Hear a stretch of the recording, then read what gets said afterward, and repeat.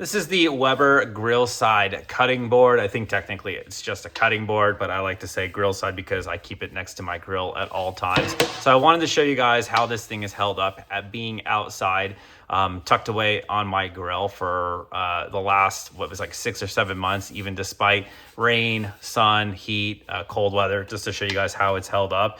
So this is dishwasher safe. That's really nice and as a plus because I'm kind of lazy. I don't want to wash everything by hand.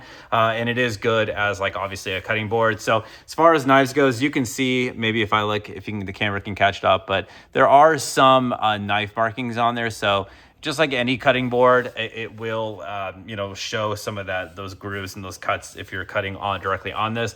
I like it for transporting my meats between my kitchen and then my grill outside, because one thing that this thing has, and I think this is really smart, has the groove on the outside to catch the juice, right? So everybody knows what that's like when you, grill up a really good steak and also the juices start running off on your clothes and all over the ground. Not fun.